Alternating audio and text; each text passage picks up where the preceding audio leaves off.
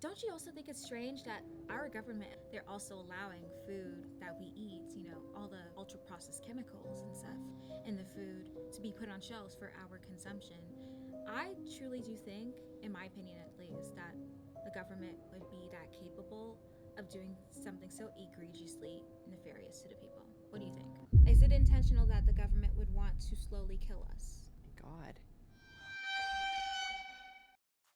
This is so cool because usually I'm the one like in the interviewer seat. I'm like, I'm so glad like the roles have been reversed, and I'm so glad it's with you. I'm This so is so glad you're on cool. the pod. I'm so glad we're finally on air. Like, I've been wanting to do this with you for quite a bit of time too. Oh my god. Well, ditto. I mean, you only pitched the idea to me like a few weeks back, but I know. from then I was so like But hooked. the thing I is, was like, I need a few weeks because this studio is so high in demand. oh, I'm sure. Yeah. Like, to book it, it's like red occupy, like boom, boom. Oh, boom. you really had to like pick your I moments. really got to do carefully, like maybe yeah. a month in advance. Like, Oh, book it. okay. So like, I already had the space like booked, but I was like, okay, do you want to just do it and stuff? Like, because I can bring guests. Like, we could have up to 4 guests or more, but they would just have to share mics. But it's fine.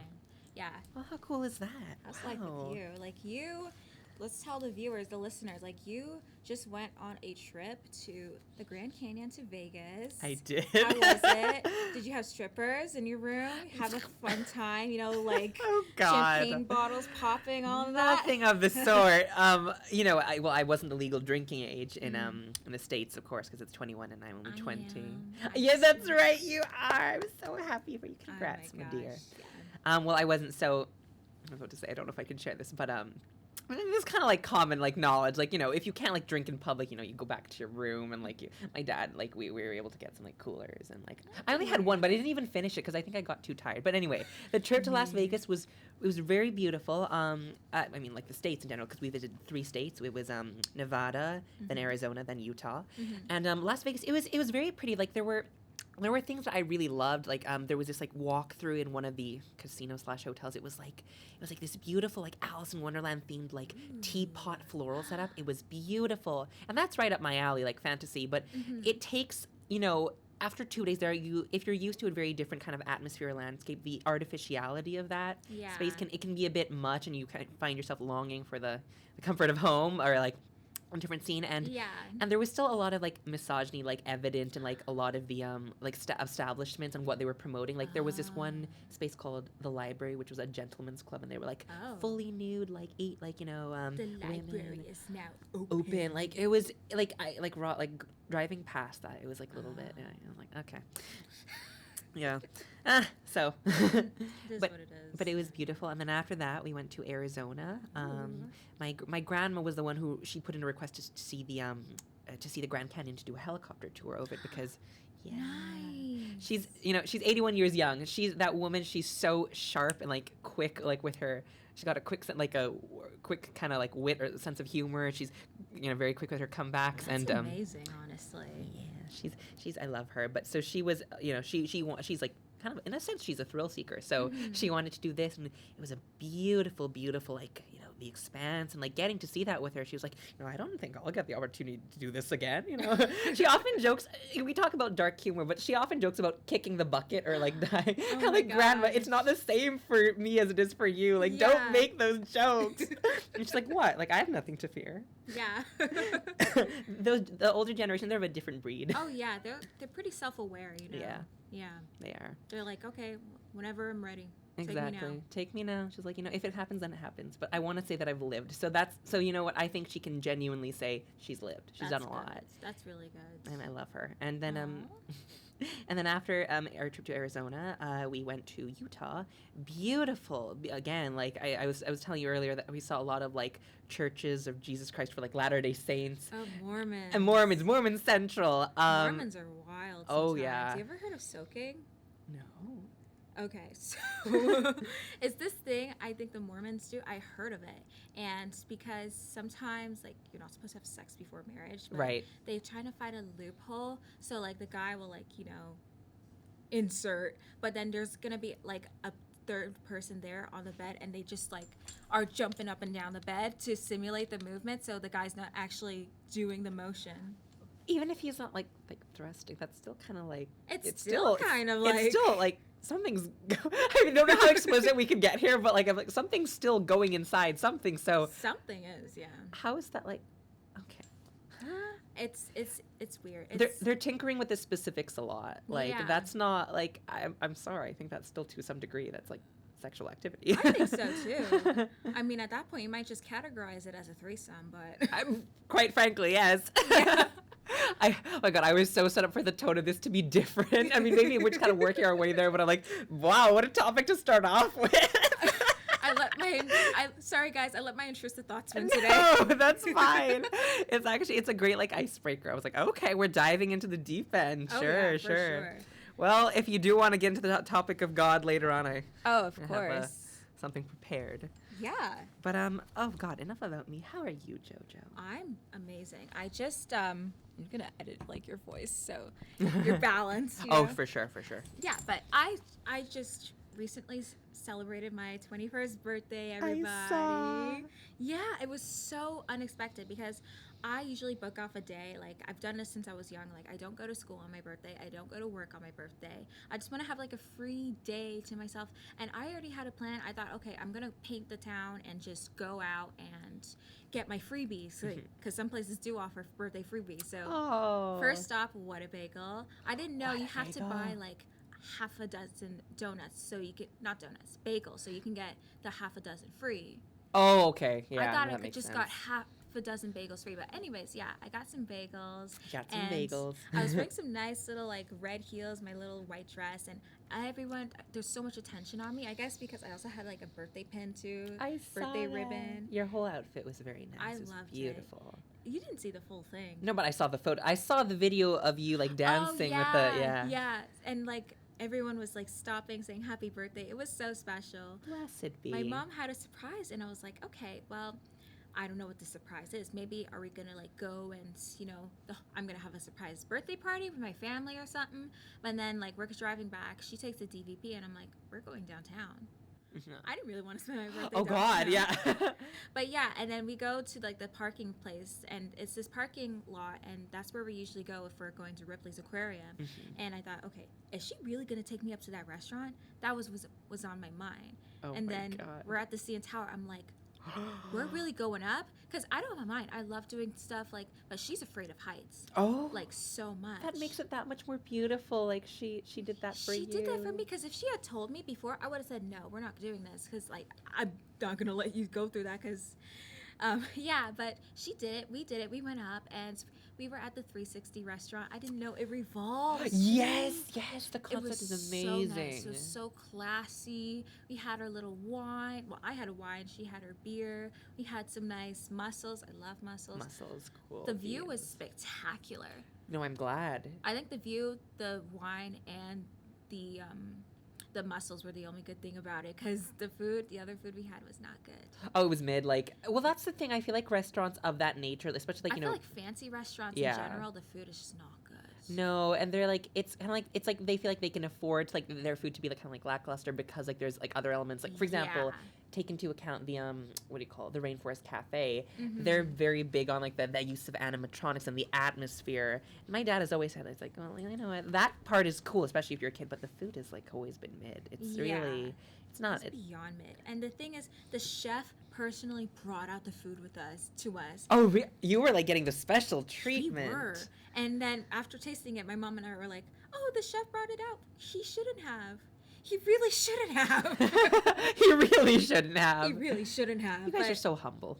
Yeah, but like the check wasn't humble. Oh, well. But like besides that, it was so nice, and like even people at the restaurant, they were wishing me happy birthday and stuff, and like just little old ladies, like oh my gosh, little old ladies. Like they were like the classy kind too. I'm like, oh my gosh, classy kind. Eh? Yeah, like I was in the washroom like doing my little touch up and stuff, and they were like all stopping. They're like, oh wait here, and bringing their friends and saying, look how gorgeous she is. Oh my gosh, she's 20. She just turned 21. I'm like, I feel so special. Oh, I love that. Oh my gosh, I love that. I would so go back to that restaurant again, but only for drinks. Oh, well, good. Well, Only for drinks. I feel like you're, having done that experience once, you can like, kind of walk away from it wise and be like, yeah, I like this Yeah. and like this. But I'm glad, like that's so sweet that people like went out of their way to congratulate you. They're like, I know. what? And I agree with them. A wonderful day celebrating a wonderful person such as Oh, yourself. you're so kind. You deserve to be celebrated, You JoJo. too. You This woman has helped me through. I mean, I know you hear this like in a lot of like teen movies, but you have helped me through some pretty tough times. You helped me through my tough times too, honestly. Really? I You feel like have. if I did, I feel like you were always just such a ray of sunshine. Like you really tried to like make sure you were that for other people. And I was always hoping that You like you were too. being good to yourself, of course, because that's you important. too. You Oh. too. Since high school, like the first time I met you, you were just like a bundle of joy, like a beacon of light. And I love to go where light is. Honestly, I do. Like honestly and truly. And a lot of people think that about you too. I like I don't know if you but like a lot of people, whenever I talk about you to them, only good things said. Only good things said. Stop. Well, I can say the same about you. Like when I brought you, like JoJo, how is she? Oh my god. Yeah. Like oh god, oh. Oh my, and suffice it to say that like our time at high school was not all sunshine and rainbows, so it really absolutely not. required that energy that you brought. Like oh my god, I'm gonna like be so real for now. You can like, be for candid. High school, because Go ahead. when I was first going into high school, I had a goal, a mission to be nice and befriend everyone, because that was during the time I was hearing a lot of school shootings were going Yes. on in the States, and I wanted to befriend people so I can get on their good side, so I could be spared. Oh my lord. It's so bad. No, It's so bad. But you know what? Like, thankfully, nothing happened. Thankfully, maybe a couple fights, a little rustle tussle with some people. Not me. Not me. No, but we were always just like other people. witnessing them through like other people's Yeah. like videos that they took on their Oh, phones. yeah. But yeah, I found some good people out there, and it was amazing. Like a really interesting high school experience. Interesting is the right word for it. Interesting for sure. Well, I'm for glad sure. that we both come out the other side a little bit wiser, not unbruised, But Yeah. I think we can definitely talk about how those moments, while we may look back on them sometimes and wish they didn't happen, we definitely learned from them. We did. We walked, and I think we really can say that we ended up stronger because of that. I think so too. I truly think so. Not too. as naive, that's for sure. Oh yeah, for sure. For sure. There's Yeah. so many things that went down at that Oh, school, I'm absolutely. telling you.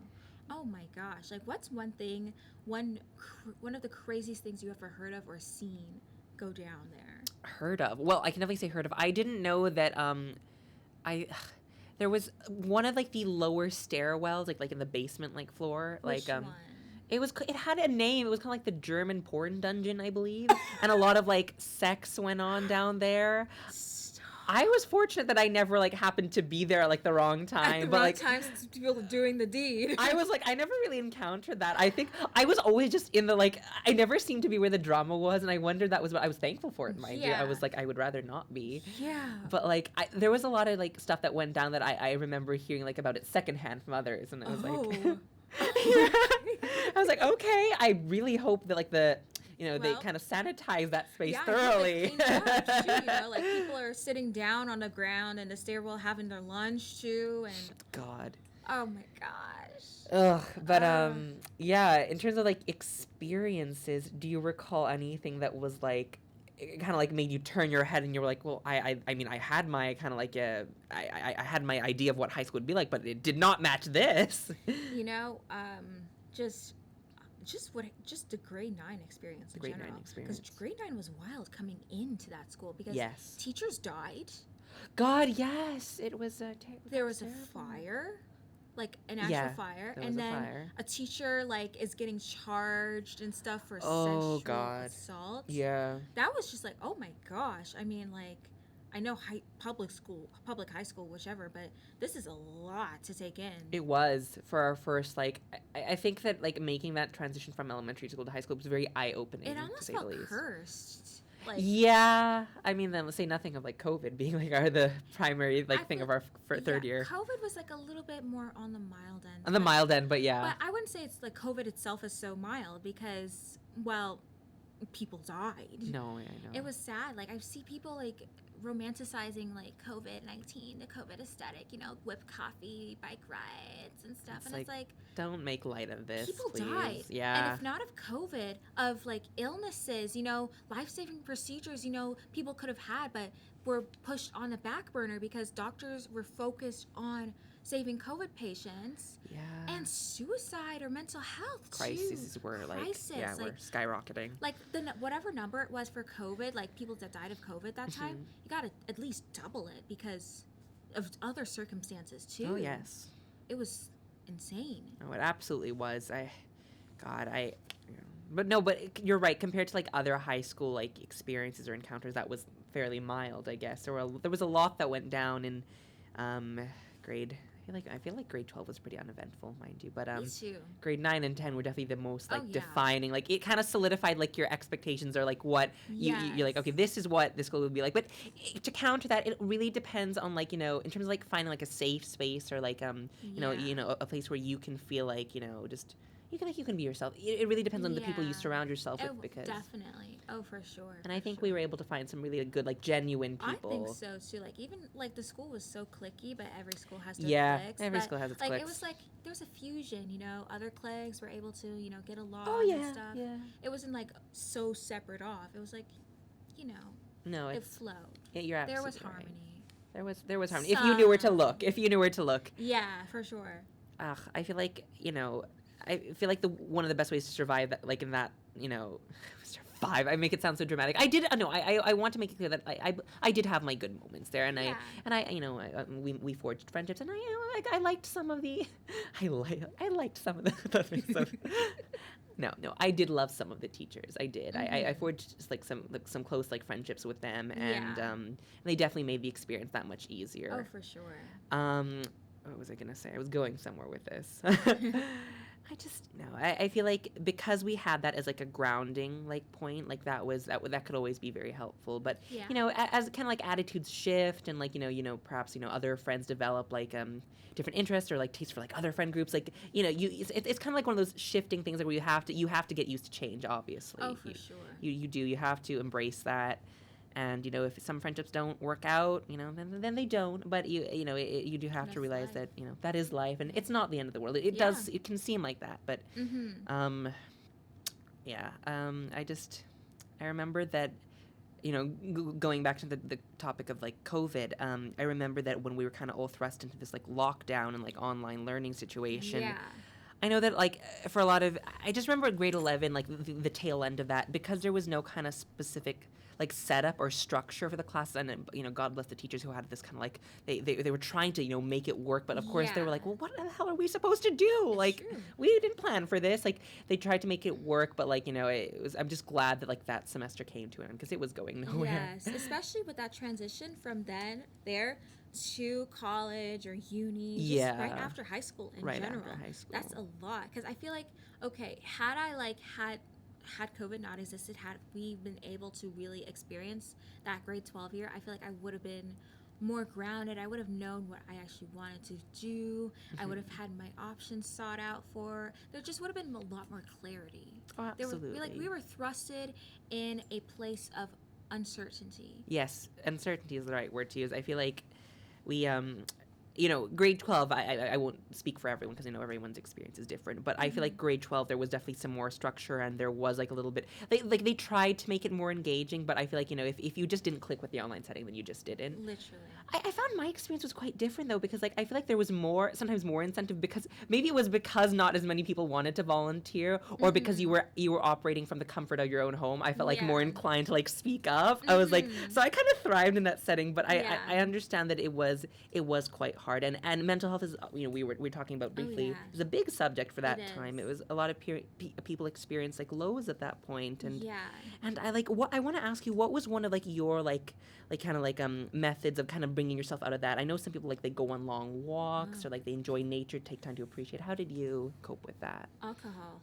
Well, I wasn't like big alcoholic. No, I wouldn't consider myself the alcoholic, but I just drank a lot, and stuff. And just out of high school, well, no, that's leaning more. Well, this was during COVID too, like uni and stuff. When I turned 19, the day I turned 19, I went to my local dispensary and I bought my pen and everything. And just like, I did it the night of. And then when I woke up, it was like I was seeing color, Oh. like vivid color again in my my life. God. And things were looking good and stuff, and life was nice. It was summertime and I felt so much more happier. No, I'm But glad that's... then I was doing it every day, every night really, before bed. And I remember I did it one time last year before bed, and it just dinged my brain, and my memory was so bad. It took months of me just recovering, and I never told anyone about it. And I was so slow. My vocabulary was bad. Like half the words I wanted to say, I couldn't say because I forgot, and I would be mid-sentence and I would just forget what I was going to say. So just even me being able to talk right now is a huge step in progress. But you know what? It's different on everyone, just how they recover and everything. No, you're right. Everyone has their own process. It's a huge, big process, but I can just so happily say I'm in a place in my life. I'm not where I want to be, like, materialistically or whatever, but We're young. yeah.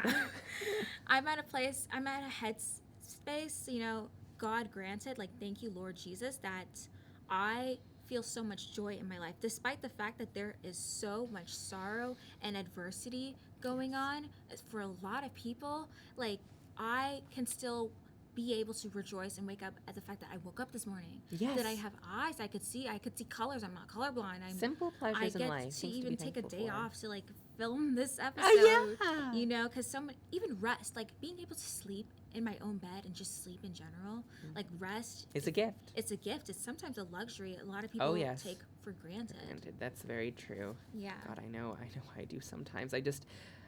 no, but I really like what you said there, because, in terms of coping, you can't expect to be like, sunny times all the time. You will experience like setbacks, and you will experience those moments where you doubt, like, your journey, and it's like why am I here? Like, I really wish I wasn't, but like, this is the best way that I can cope right now. This is life. And then that, what? To have that acknowledgement at the very least is like, it shows that you have an idea of where you want to go. You're like, this is not permanent, but this is where I am right now. And I feel like we have to sometimes learn to be okay with that. Yeah. Because we still have like a mission in some sense. We still have an idea of where we want to end up. But just taking that moment to yourself to be like, no, this is where I am this is where I am now. It's not at my best, but that's okay, because I'm really trying to cope. I am trying. And how was that thing. Experience with you with coping? COVID. It was hard at first. I experienced like a relapse of anxiety during that time. Actually, it's funny. It's prior to COVID, like in grade 11, and so kind of, if anything, Same. I had like a depression period in grade 11. Yeah, it was bad. It was real. It was the real deal. Was like isolation, everything bad. But I don't know about you. Like, how was that with you?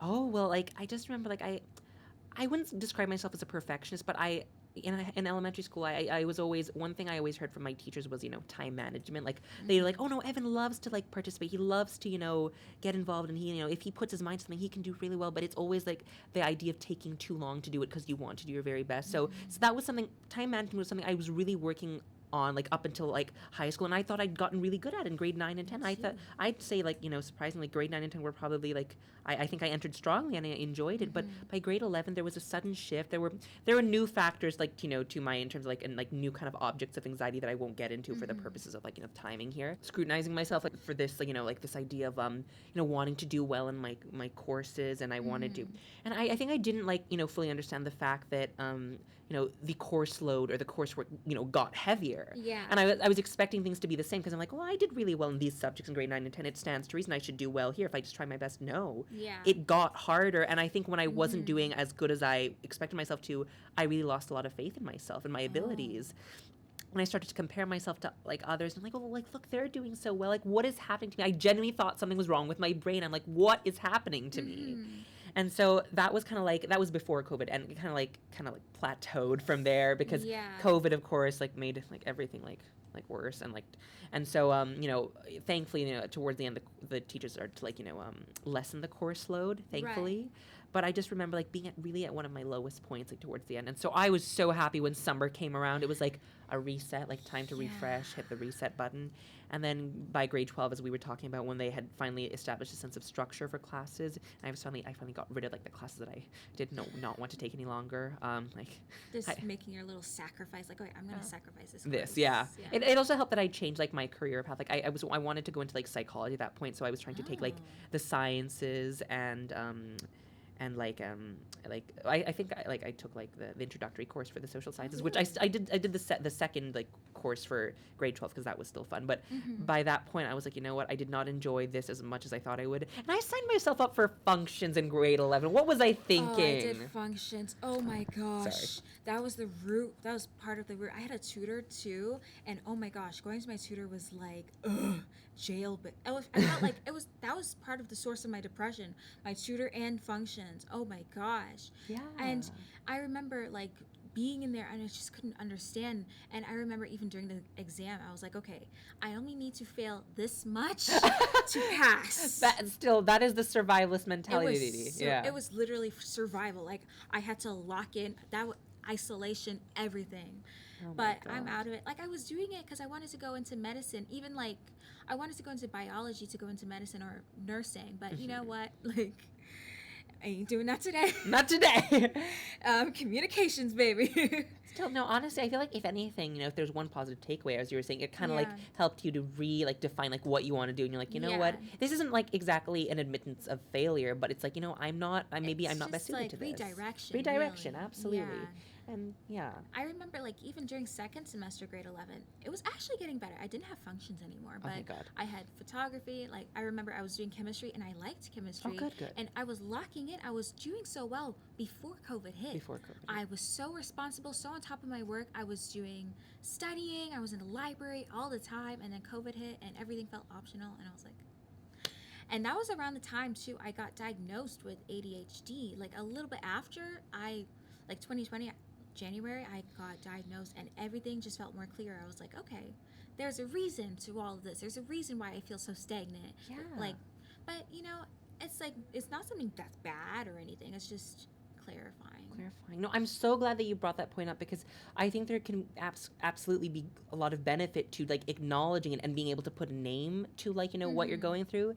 I think for the longest time, there is actually still a lot of stigma surrounding, getting a diagnosis because you're acknowledging like what has been categorized as a problem in your life, but really like we're starting to look at it differently, not so much as a problem, but still I like that that you put that positive spin on it. It's like there's a name to this now. I can identify it and know that this is not necessarily like my burden to bear alone. Like I can ask for help if I want it, and I'm really glad that you got that in your life. That's so necessary. How is that with you? Like I know like you suffer a lot of anxious moments. Have you ever been diagnosed, or have you like ever like how is that with you? Have you to take meds, or what would you say your story is? Sure. I was diagnosed with generalized anxiety back in grade 5 after, it kind of just like, there are always like telltale signs, like, from when I was younger, but it really manifests in grade 5, like when I could I started being bombarded with these intrusive thoughts that I didn't know how to make sense of. They were very scary, and I didn't realize at the time that like the trick is not to try to make sense of it or trying to like solve it. You just kind of like have to make peace with it and understand that these thoughts, they have no like actual bearing. Like they don't need to be thought about. I didn't know that at that point in time. So like it really got to the point like where I was like crying a lot in school because I couldn't cope with it. That's when I got my diagnosis, and it definitely, as you say, it definitely shed a lot of light. I was like, okay, so there's a name for this. It definitely made it like easier to tell people because like some of my friends at that point, God bless their hearts, they were always asking like, Evan, why are you so sad? I did not have an answer for them. I'm like, I don't know. But it definitely helped. Mind you, the road from that point on wasn't always easy because I had some like moments like where I really like I doubted. I'm like, why? It's not fair that I should be feeling this way and other people don't have this to deal with, right? But right. I mean, you learn to like kind of like make your peace with it, and understand that like it's not like against you, and there are ways to coexist with it. There are ways to work past it, and it all depends on like how you view like your journey. It's like you shouldn't like always look at it as like my constant mission is to overcome this and to live life without it. It's like no, learn to live with it. Learn to like, learn, as I know I'm just repeating myself at this point, but learn to make your peace with it, because you will get better at handling it. It's like, my mom always has this way of putting it. It's like, it doesn't necessarily like get easier, you get better at handling it. But in a sense, she's like, that kind of helps it become easier. But like what you're dealing with, like, it could, like, for example, like what I'm dealing with now, it could, like, to a degree, like, look, I'm trying to like come up with the words for this. It could look similar to what it was back then, but I guess I'm more adept at handling it now. So that's why it doesn't like need to take up as much of my time, or take up as much of my energy, and my emotional like patience. So yeah. That being said, as you get older, the object of your anxiety can change. And sorry if I'm rambling on at this point. No, don't worry. It's the yappity yap. That's why we're here. That's why we're here. But like, the object of your anxiety does change as you get older. And so it's definitely not what it was back then. And I'm still like in the process of trying to like, learn, some different coping mechanisms, or refine certain coping strategies that I used in the past. And I only realized now, like, that perhaps it can be also beneficial to, I always try to like do my own research and get like help from like online articles. But we were talking previously about like this idea of like, a mental health and wellness section at like, your bookstore. So just recently I purchased this book called The Mountain Is You. Yes. Promo. Look at that. And I'm only 30 pages in, but I can say that it's been really helpful so far. It delves into this idea like transformation and self-sabotage, and how to overcome it. It's a very it teaches you not to be so critical of yourself, because I think like we are like our own critics. We're often so like, hard on ourselves for not doing things a certain way, or not like thinking a certain way. And this book like kind of teaches like, forgive yourself. Like it is right that you should have like a goal, or like how you want to be, because perhaps sometimes you look at your life and you be like, don't settle for what you think you deserve, like just because like this is your situation, you're living with this disorder, like, and it's limiting you. Like, no, try, there are ways that you can overcome. And it's really like, it's all encompassing. It doesn't just hone in on one specific like disorder. I feel like it's for every person. So I found a lot of peace with this, and that's so nice. Thank you for listening to my rant. But even spiritually too, like, God, I feel like God doesn't want us to be so hard on ourselves, because we put such an expectation on ourselves that if we don't meet it, then we just crumble apart. And God knows, we're not meant to be up here. He knows, okay, He is all about the process, and He will see us like, okay, you're doing great in this area, you're doing great in this area, and don't settle, because God always has something better for us too, and He's always going to help us in the way, no matter how we feel that we are not doing the best job that we think we should be doing. I just think that God sees us. He sees us, and He is all loving, and He is always there for us with open arms, and always welcoming too. I agree with you. I think though it can be sometimes hard to recognize that when you're really in a time of need, like when you want help at that moment, because one thing I've learned, and perhaps you can agree with this, or if it's not your own experience, by all means, but I found that sometimes, when I really needed it, like in grade 11, when I experienced my lowest point, and I would ask for it, and it would not, the help that I wished for from God would not always come to me in the way that I expected it, and certainly not within the time frame that I wanted it. So I had to learn to be kind of like, and that kind of like strained my... God's timing. It's not our timing, it's God's timing. And sometimes, but like, we can get carried away with wondering why that is. It's like, well, like, are you trying to teach me a lesson? Like, it's better to kind of come to this realization in my own, because like right now, like when you're going through you're in the thick of it, it's like easier said than done, sir. Like I'm struggling here. I'm suffering here. And so, you have to kind of like, you have to keep your eyes open for those moments, like where, you kind of like God's help comes to you in a way that maybe you didn't expect it. Like maybe that's in the form of someone coming into your life who will listen to you, who will talk to you, maybe to the discovery of like a healthy outlet, like journaling, little things like that, in little ways, those are like God's blessings. I forgot my prayer journal. Oh my gosh, I have a journal. You have a prayer journal? Prayers are just what's on my mind, and it's kind of helped me with my penmanship too. Like, love that. Yeah. All the time you're like fine-tuning those little skills, those little hobbies. I love penmanship. It's so much fun writing in cursive. Calligraphy. I love it. But yeah, like I just write, prayers, just whatever I'm reading in the Bible and stuff, and it's so relaxing, That's it's just I feel so much better. And even just talking to God too, like a friend. Yes. He's my friend, and I talk to him like such every day, and it's amazing. And there's so much, even when I feel like I don't feel his spirit, I just do it anyways, and I just know he's listening. He's there. Yeah. And it's all like a relationship thing too, because everyone thinks, okay, it's going to church, it's doing this, it's doing that, and it's like, yeah, but it's just faith and just coming to him, and knowing him and him knowing us, because he knows us. He knows more about us than we know ourselves. And he has a plan for us, and we don't always Yes. like remember that. We need to Yes. remind ourselves of that. Literally. And there's great comfort in that, don't you think? There's so much comfort Oh, in it, honestly, too. And knowing that, okay, he knows the process. He knows exactly what's going to happen. He knows there's going to be a problem, but he also knows what the solution is going to be. You're right. You know what? And I'm so glad that you're at that point, like, where you trust so, like, you have so much trust in God like that. And then I hope to, like, I'd say that I've trust in God, but one thing that my experiences have taught me is that this kind of is like a segue into our other little side discussion a few weeks back about this idea of like God helps those who help themselves. I feel that now, if anything, I've learned that, perhaps we should be on the lookout for ways to help ourselves, like, whether that's through meditation or like journaling, and that's such a beautiful like concept that you talked about. I love that.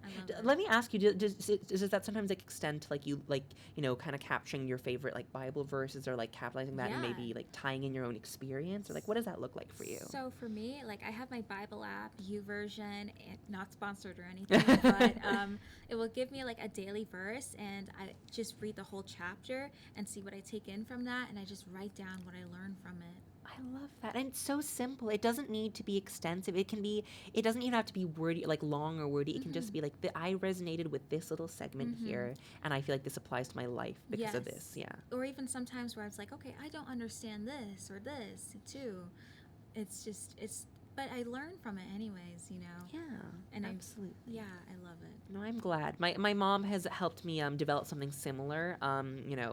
It's just a gratitude journal. She's been journaling for a lot longer than I have, and because for me, being the borderline perfectionist and like wanting to like put a lot of thought into what I write, one thing I've really tried to learn is like how to be more simple with my words, or be more concise, because sometimes you can say a lot with not writing so much, and so sometimes the way she explained it to me is like you can just write like 5, 6, 7, or whatever bullet points, like little moments in your day that you were grateful for. Practice that each and day, and they can be little simple things, like for example, spending time with family, a good breakfast, a walk outside, little things like that. I should get back into it. Like I don't do it consistently. To be grateful, because gratitude, like when you incorporate gratitude in your life, like nothing else matters. Like when I incorporate gratitude, I don't feel the need to compare myself to anyone else. And it just makes everything okay. Yeah. And there's so much to be grateful about. There is. Little moments. It doesn't need to be something big that stands out, just little moments. Exactly. And when you really take the time to acknowledge them and cherish them, and you start to feel better gradually, little by little. I won't lie and say that like it happens right away, but if you just keep practicing that, like you can really start to see that shift in your mentality. Of course. I have other little points here that I like on this topic of faith. You come prepared. Oh, thank you, You're my more friend. prepared than I am. I was just doing something impromptu, like. I think you've done very well so far. I think you've been able to delve into some life experiences, and like I like the kind of like the way that we've structured this. Like it started with high school, like to where we are now. Yes. It's very. I love the way and that was all unplanned. You just kind of like all unscripted. Yeah, You're just like. That's pretty much what I feel like. That's the best way to connect with people too. No, it is. Oh. Is to just go with the flow too, because that's how you get to see more about a person. Just listening. I feel like the art of listening, you can learn so much about a person, like even strangers, total strangers. Oh yes. You listen to them and they're telling you your whole life story and their deepest, darkest secrets, and all you just did was said was, how are you? I know. You can learn so much about a person, and it really something like little like encounters like that with like people you've like just kind of like met on that day. It can really like hearing their stories. It puts a lot of things into perspective for you. Like I think stories are something that we as humans take a lot of like comfort in, and like they're what give us meaning. So. The sharing of stories in particular, that has so much power, and that human connection too. Yes, human connection, absolutely. I think some of my best like encounters like in the streets of Toronto have been with total strangers. Me too. In the laundromat and whichever places. My mom, I have to thank her for that, because like I think when I was once like, this is when I had my anxiety back in grade 5, I'd stopped school for a time because it was just too much of a stressful environment, and we agreed that Wow.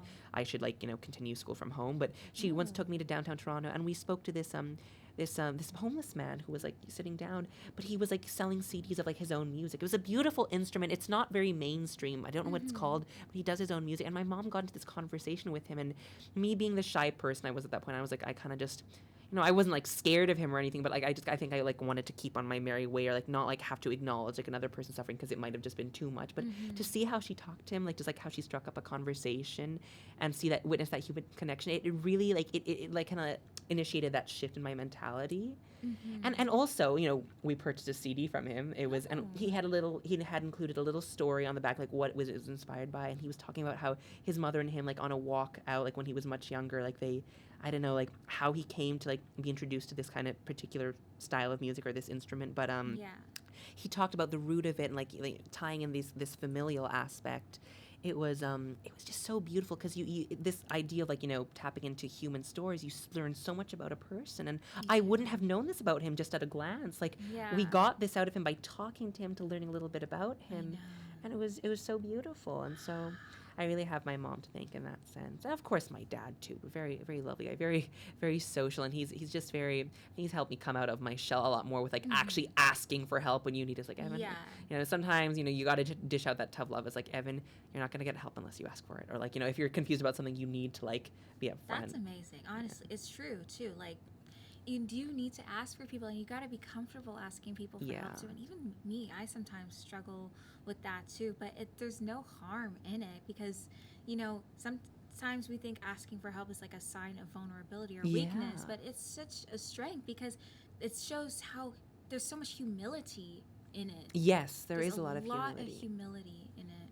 There is a lot of. I agree with that so much. I think that, people want to be able to help, right? And you taking that first step, the fact that you show interest, like, or like the want to learn more, the want to be like to get clarity, that shows a lot of, as you say, like just inherent like curiosity on your part, or like the want to learn. And so it makes people feel wanted and needed too. And some people need that inside, because you never know. Like, some people, they think that they're not wanted, or their existence just doesn't matter. But to it's anyone, like, yeah. But that shows that you care. Mm-hmm. That's a beautiful thing. I love that. Back to your notes. Back to my notes. I'm just using this as a Mr. conversation Prepared. guide. I take comfort in this. I watched this film called and perhaps you've heard of it, The Two Popes. It's based on like Pope, like the like I think it was like not the handover of power. That sounds so political, but like Pope Benedict with like our current Pope Francis. It's a very well acted film, but there's this concept, because like I believe that like Pope Francis, he's like a little bit of a revolutionary in some senses. He's he had this line, like, well, the actor who played him there, of course. I have no way of knowing if the real Pope Francis actually said this, but I really resonated with this one quote from the film: "God is a learning God, like constantly learning from us." It really goes to show. I mean, you know what? One of the things I hope to achieve more as a Christian is perhaps more consistently read the Bible, because I don't really. I get a lot of my knowledge and my understanding of God from the novels I read, or the films I watch, or articles that I like look up on the internet. I think the Bible is the gateway to him really being able to communicate with us, because it's almost like a second language. Because the more we read it, the more we could see how is he going to communicate with us. Through dreams, through other people.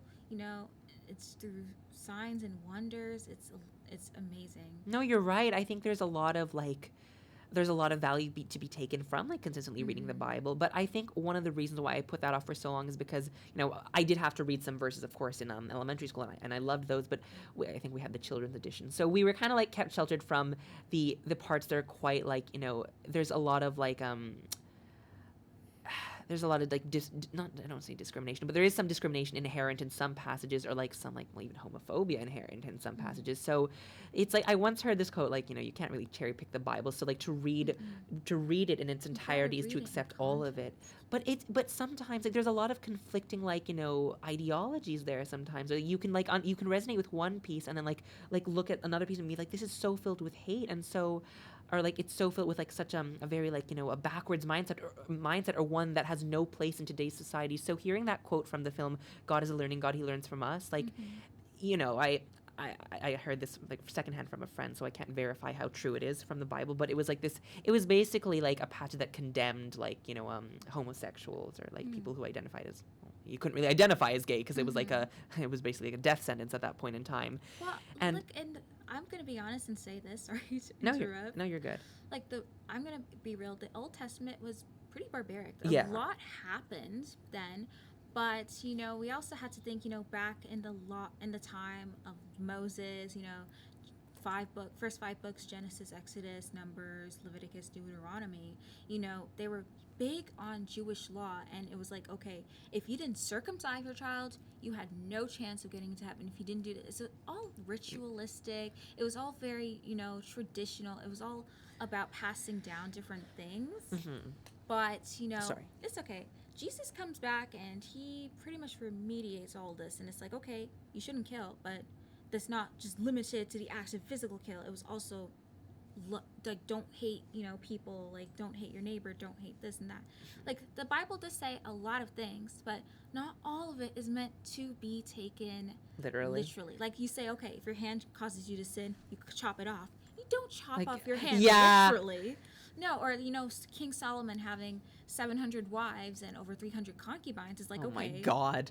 You're not gonna. Case in point, this kind of like ideology has no place in our society today. You're not gonna like go and do a whole bunch of women, but there's also some places where you look at sin and you have to think, okay, God doesn't tell us, okay, not to do these sins because he's being mean and stuff. He's doing it because he wants to protect us from what harm it can lead to. Like say drinking.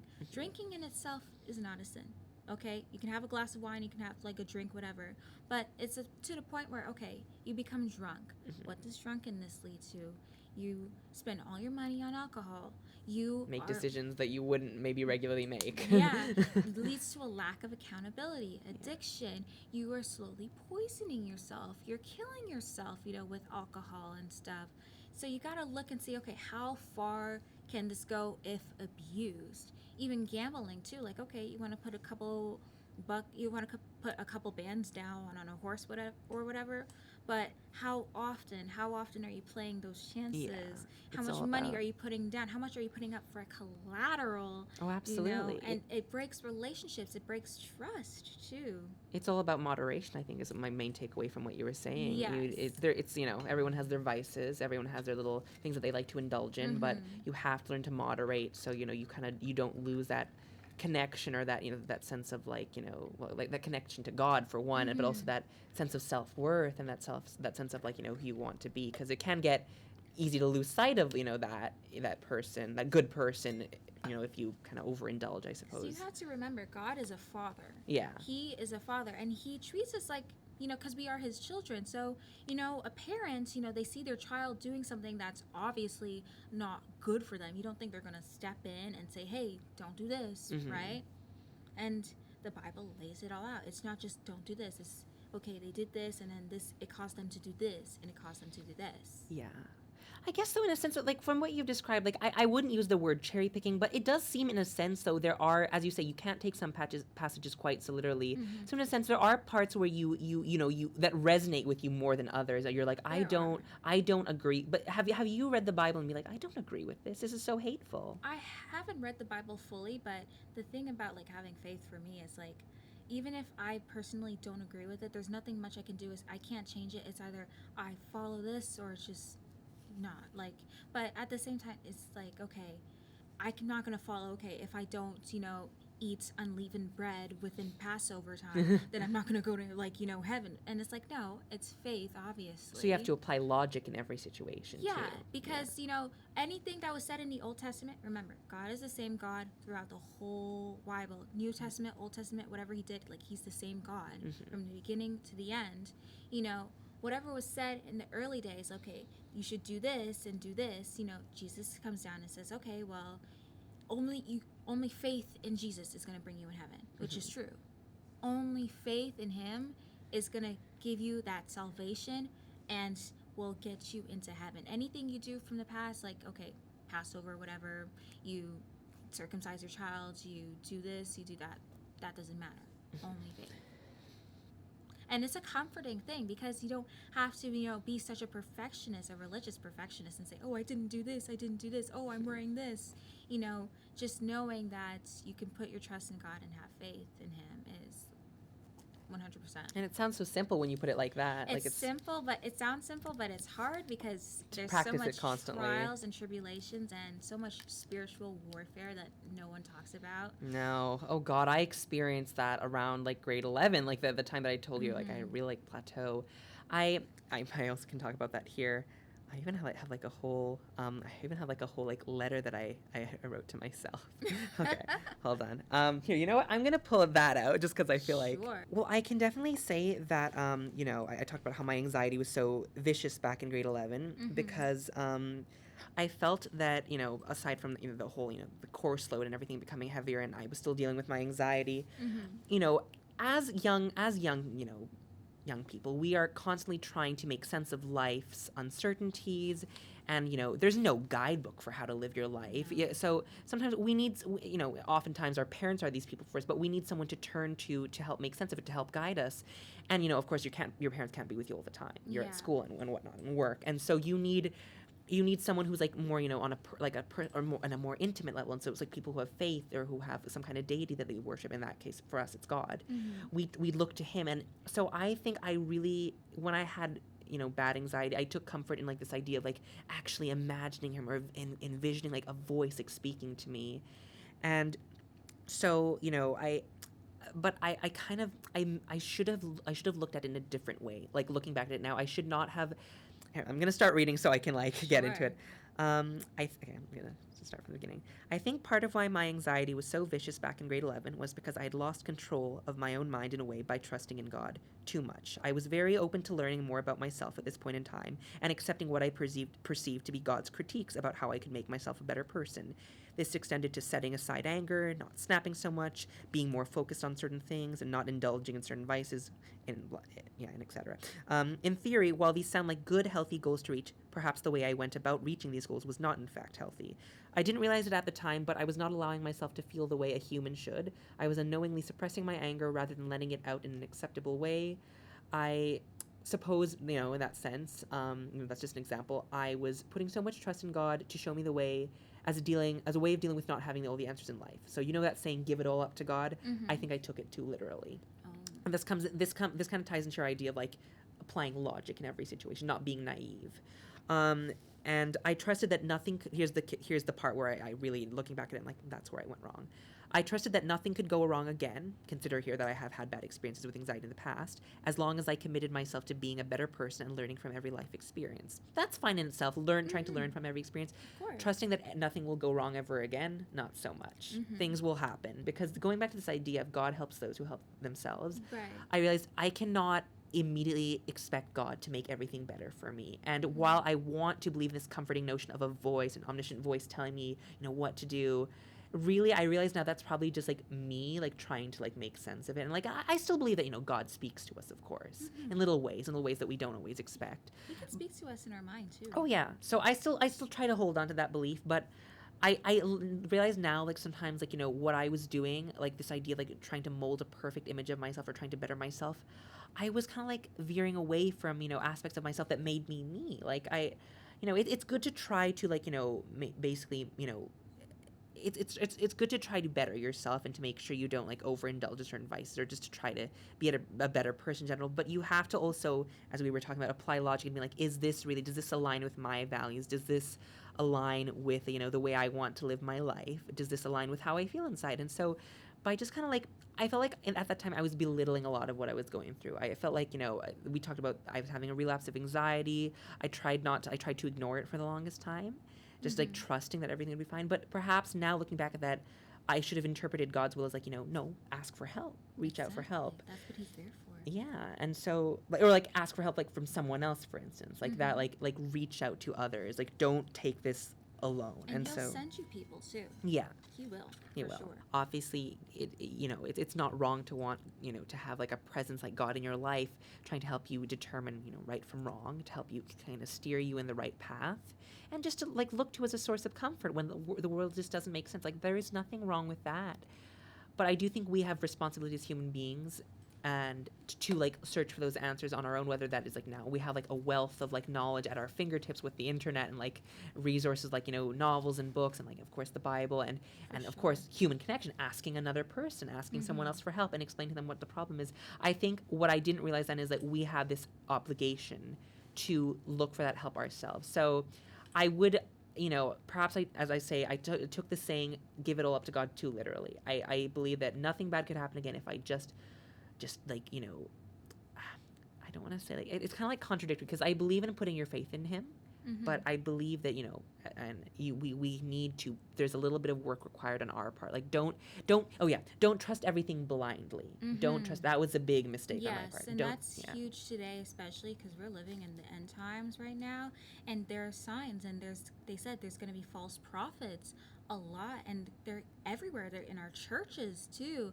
and they're telling us one thing, and they're saying, oh yeah, it's okay, but we it's up to us. Like, we got to pray for the discernment to really say, okay, is this really from God, or where is this coming from? Too, discernment is so important too. Oh yes. And that comes with this big piece of applying logic. Like, what does this align with my core values? Or like, when you say the end times, you talked a little bit about this. Do you mean that in like the most literal sense, like the end of the world is coming, or like? Yeah, I say that. Where I just, and this is no judgment. Like, curious, like where has this like stemmed from? Like this. Revelation, really, in the book of Revelation, they say, and even like before Revelation, in the book of Matthew, during when Jesus walked on earth, he constantly talks about the end times too, and what is to come within those times too, and how there's going to be people out there that are false prophets. Like, you know, there was these people in the Bible. They were called Pharisees, and these were like the type of people that would regard themselves as all, you know, holier than thou, and they would throw so much money towards charity, and they would pray in public. They were very outwardly. It was all like for show for a lot of it. Yeah.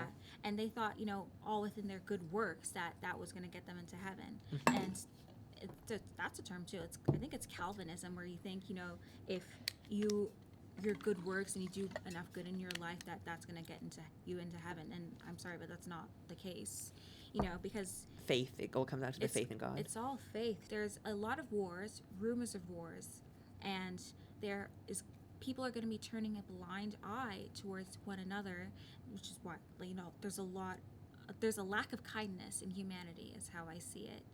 And even to persecution too, because slowly within the laws, I know in the United States and in Canada, they're working towards banning certain books or banning phrases, even being able to come out and speak out against, you know, speak Bible verses or share the gospel too. Like, it's slowly becoming, you know, a crime to do so, even in other places too. I mean, I know in Canada we're pretty fortunate that we get to practice our faith, but in other places, I hear maybe in Saudi Arabia, where you cannot become a Christian whatsoever. You cannot practice the Bible whatsoever.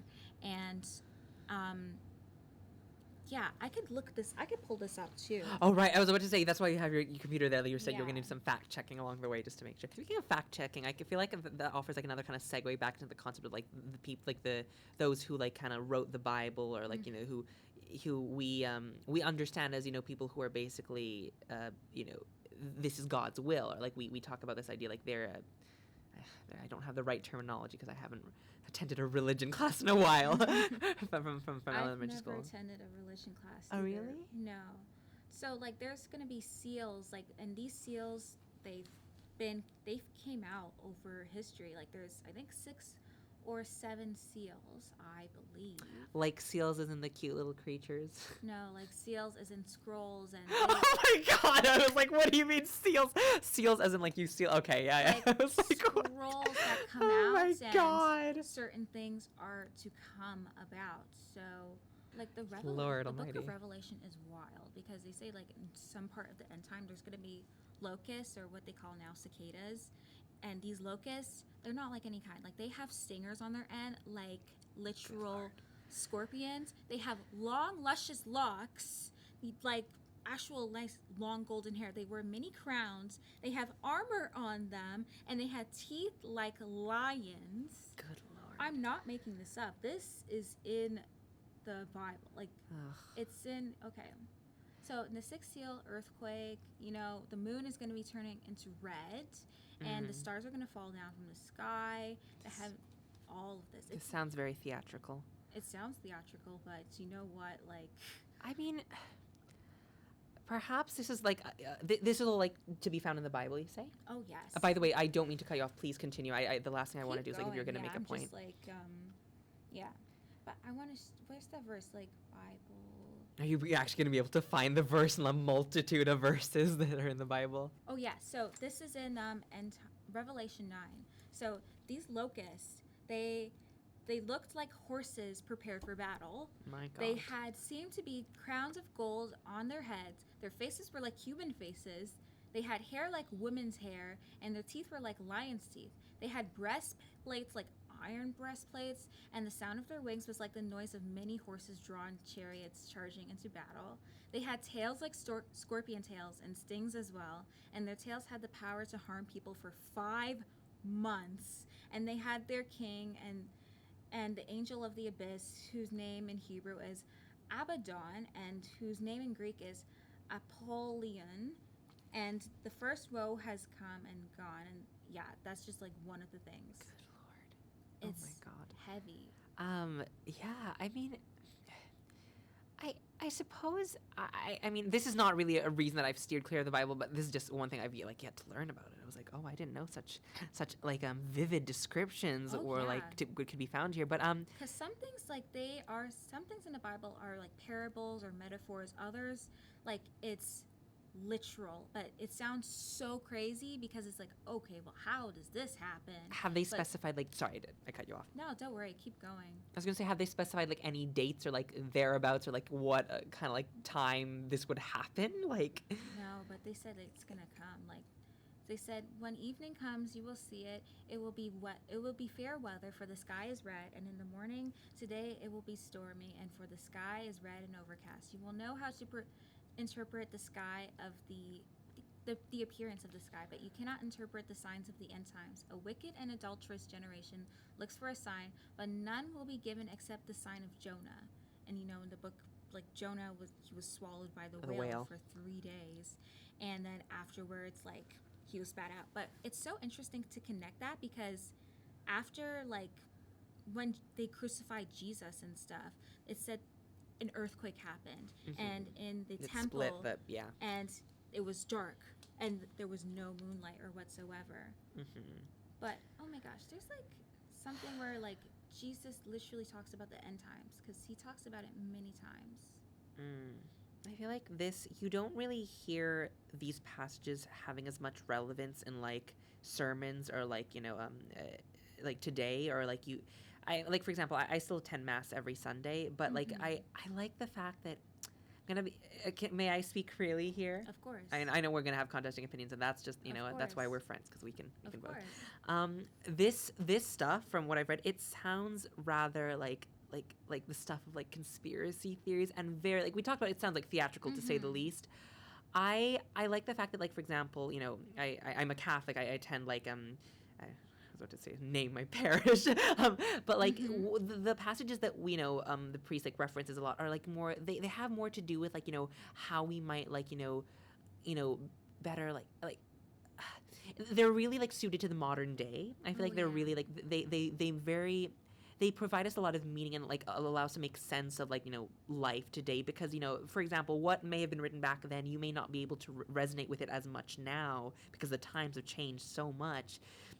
So to hear something like this, it's like, I think if anything, you can look at it as like a way to like, a remembrance, like to be good, or to practice like, your faith, because it's like, this will happen in the end. So it's like this idea that, for such a long time, even parents have used like, scary like tales, or like things to like, kind of not scare their children, but to like plant enough fear into them to remind them to be good. So if anything, perhaps that is the purpose of like this, like just. I don't think this is meant to plant fear, though. I think this is meant to like say these are things that are to come, but no way does Jesus tell us to fear anything.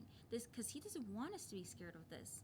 He wants us to be prepared, which is why we have this information. But I don't think in any way he would want us to be fearful, because he doesn't teach us to fear in general. No, I mean, that's a very nice thought though. Not having to fear. Lord knows I would like that. I know, it's Me so who fears too easier- much. Easier said than done. It's said than done. I guess you know what, I really admire your perspective, like how you look at this a certain way. Like I hear this and I think to myself, oh my God, this is straight out of like a Stephen King film. And for me, like unless you wanted to continue. No, you continue. I'm just like fact checking again right Fact-checking. now. I'm trying to see. Oh my God. No, just it's amazing. Like you can like pull these like from the Bible. Like it's there, like a wealth of information. Ah, yes, end times. Here, Matthew 24. I finally found it, guys. I finally found it after all these times. So after he left the temple and stuff, again, watch out, no one deceives you. They say, in contrast to Revelation, there's going to be a lot of false prophets. For many will come in my name, claiming I am the Messiah, and they will deceive many. You will hear wars and rumors of war. You know, Ukraine, Russia, and Palestine, Israel, a lot of wars in the Middle East going on, a lot of civil wars and international wars going on. You will hear, but see it that you are not alarmed. Don't fear. Such things must happen, but the end is still to come. You're like, if to say it the least, we are at the tip of the iceberg, pretty much, and with the end. Well, don't you suppose that, considering this existed, way back when, like several, like hundreds of years ago, perhaps like, people have been fearing the end times for like, a long time because like, think of like, the first two world wars, like when, much of the world was in a state of like, warfare with each other. Perhaps they considered this like, this the end times. Like it's, They could have. you never really like, I guess you can't be sure. So I mean, like, I would hope that, this day that they describe, like, will not come within our lifetime. We can only hope within But, that like, too. But, But I wouldn't. Nation will rise against nation, kingdom against kingdom. There will be famines and earthquakes in various places. Remember the earthquake in New York City? Oh, yes. And all these things are the beginning of birthing pains. You will be handed over to be persecuted and put to death, and you will be hated by all nations because of me, Lord Jesus. At the time, many will turn away from the faith and betray and hate each other, and many false prophets will appear and deceive people. Because of the increase of wickedness, the love of most will grow cold. There's like a lack of empathy, like sheer empathy for a lot, and I see that. And I wanted to make a video on that, like the lack of empathy that is today. But the one who stands firm at the end will be saved, and this gospel for the kingdom will be preached in the whole world as a testimony to all nations, and then the end times will come. So when you see standing in the holy place the abomination that causes desolation, spoken through the prophet Daniel and such, and yeah. So again, they say, okay, anyone that says, okay, there's Jesus over there, there's Jesus over there, don't go there, don't give it any regard because he's in heaven. And pray, like they talk about the actual day itself, like it's gonna be a really bad day for mothers, like pregnant mothers, nursing mothers. Don't pray your flight, or if you're going anywhere, is not in the morning. There's gonna be a lot going on. So when people say, okay, they can't wait for the end times, they want the end times to come, it's like, no, not the end times, I mean the rapture. It's like, no, because this is not going to be a good day. It's literally so bad. And if those days had not been cut short, no one would survive and stuff. And then Jesus himself is going to come down onto heaven. And, it's like you're going to hear loud trumpets. And, yes. And the day itself isn't unknown. Like, people, like, again, the first rapture, people were drinking. People were doing all kinds of things before the water actually came. And it was a process. It wasn't like, okay, water came, the whole world was flooded. Like, it took 40 days. It was rain, like hurricane. Right. Until, like, water was so high, it receded so high that it surpassed the height of mountains. But, again, don't fear. Don't fear, because this is meant to happen, but we're not meant to be fearful of this. This is just a heads up, pretty much. And it's good that you can look at it in that way, because like without that kind of like balancing like mentality, that you can there is the potential to look at this and be like, well, oh my God, like I'm reading like having read this for the first time, I am a little bit rusty on my verses and a little, oh my God.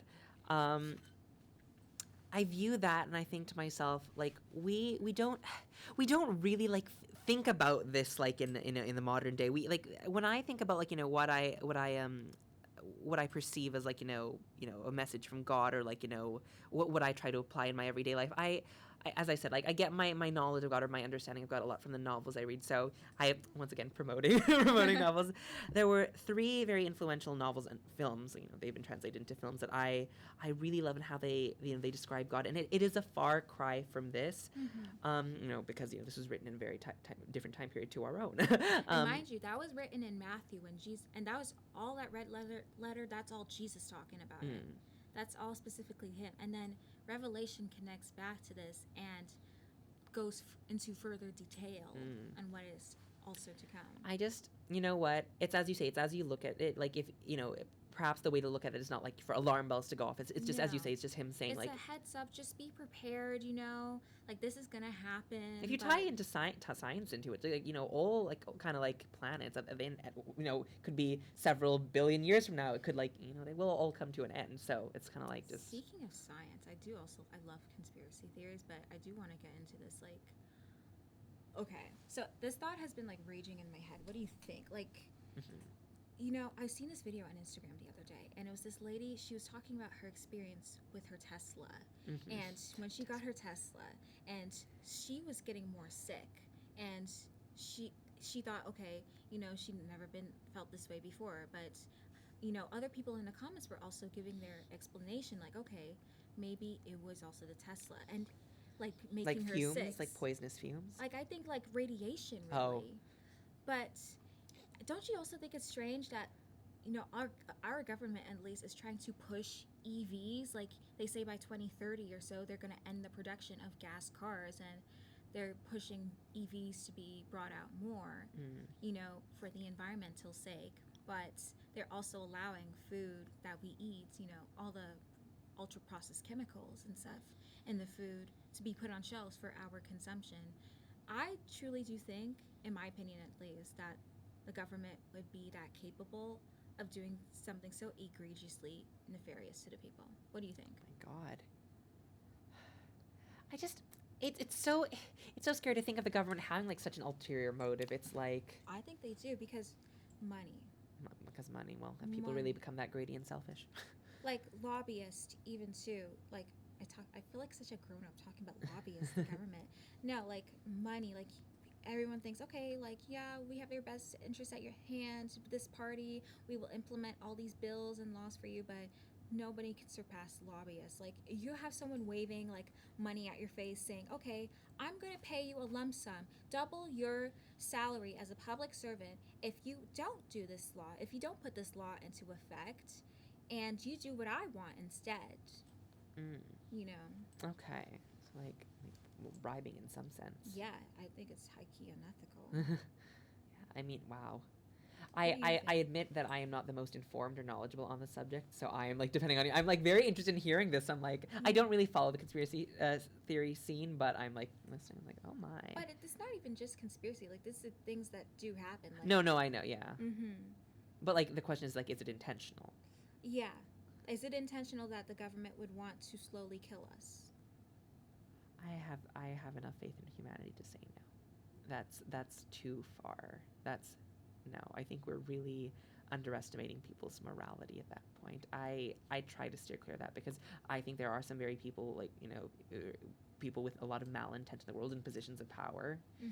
But that seems a little bit of a far stretch for me. No worries. That suffice to say that this is why we're here, right? As you were saying, we're going to have, differing opinions, but I'm very intrigued to hear this. So like, it's very like, it's very specific, but like it's interesting to see how people make these connections. Like they take like real things that are happening and like this could make for a good story. Political thrillers. I think so, because like I was watching this podcast with this doctor the other day. She was talking about, like how cancer rates are rising amongst people in North America, and a lot has to do with the lifestyle, the food we eat. Oh yes, and just different kind of environmental factors and carcinogens that are out there that are being permitted and allowed to be in food on these food shelves too. And even the products we use, the clothing we wear, the different kinds of things we use, like every day, we don't know how much are slowly poisoning and killing Oh us. God. But it's like, because look in Korea, like for example, I love K beauty. I love the fact that the K beauty and food market there is heavily regulated. So, like if they see something like an American snack and it's like, okay, well, we're not going to sell that here because they look into it. They will do research, and that's why like American snacks or just snacks we see are such a novelty there because, or even in Europe too. No, well, tell me about it though. It's a lot to take in. I know. It is. It's a lot. It's the Vyvanse today. The Vyvanse popped, and my brain is just like working. It's like a hamster on a hamster wheel right now. Oh my God, no! It's quite amazing. Though. It's like how we're able to turn these topics. I'm like, wait, what were we talking about again? Originally, we were talking about God and end times. Now we're talking about like. But this is like just what your podcast is all about. It's like just freedom to talk about anything, really. Pretty much. Okay. I can't wait here. You know what? Just like from like the segment that you showed me earlier, I thought like it like this like when we were like at my house showing me like what you're editing, I thought like I thought it was like specifically like about like God and how it's impacted our lives. So I prepared a whole thing, but I realize now it can delve into anything. But perhaps this is like a good opportunity also to bring weird, it back. Like this is how far like our topic is talked about, and it's so weird that Corrupt political officials. It's so weird that we are at the end of our 5-minute mark right now. No! Sorry, that was so loud. Yeah, I'm looking at the time on your iPad right now, and it says 1:42, and it's like, oh my God, we're like at the 3-minute mark. Do you mind if I get into the last little bit? Of course. Okay. Get into your concluding remarks. Concluding remarks. I didn't get to kind of touch upon this, but I wanted to talk about how my my relationship with God has really been shaped by the other kind of like forms of like stories that I've been introduced to, whether that's through the forms of novels and films. So I'd like to name 3 novels/films or that have been adapted to films that have really informed how I like my kind of my worldview or like my view of God. The Secret Life of Bees, The Color Purple, and Life of Pi. Delving into Life of Pi, there's this beautiful, I love this quote, faith is a house, or faith is a room with many doors. And this is more so to do with the film because I've heard that the book is quite different, a lot more graphic and like a lot more Stephen King-esque. But the film was absolutely beautiful. This idea of like, Piscine, Pi, the person who, the main character, he practices many different religions. He was I think he said that he was, because he was born in India, he was introduced to God or the world of deities as a Hindu, and he came to be introduced to God through many different names, like whether that was like as like through like Christianity, or through as a Muslim, or as I think he even like said he like teaches like a few courses like on the Kabbalah, or like as a practicing like a Jew. This idea that this idea that faith is a house with many doors, he sees like it's basically one thing that I always struggled with when I thought of like God was like this idea that like we are being judged for the fact like if we do not like believe solely in him. As humans, we're naturally curious beings, so it's natural that we wonder if there are like other ideologies or like faith or spiritualities from other parts of the world, and we like to like think about them and believe in them. And so I like this idea that like God is not. Obviously, he would rather that we come back to him because he only has our best interests. He has our best interests at heart. But like, I like this idea of like being able to not necessarily dabble in other cultures, but take away life lessons from other cultures. Because this idea that stories are everything. Stories from other cultures. We kind of develop our own meaning from the stories that we listen to from other cultures. So that I really like that idea. I obviously I'm going to have my primary source of faith, which is Christianity, Catholicism, but I love to believe in like these. I love to hear these other stories, and I still try to use that like to shape my own understanding. There's also this this other like the Color Purple, which has also been adapted into. Nice. Oh yeah. Did you see the movie? I did. I saw both. No, I didn't. I didn't see the new one. I didn't see the new one. I know it was adapted from the Broadway musical, but I saw the old one with Whoopi Goldberg. I read the book though. The book is beautiful though. This idea that like God is present in like simple moments, like for example, what did Shug Avery tell Selah? She's like, I think it pisses God off to walk by the color purple in nature and like for it to go unnoticed, to not appreciate it. Simple things like that. Oh, absolutely. There you go.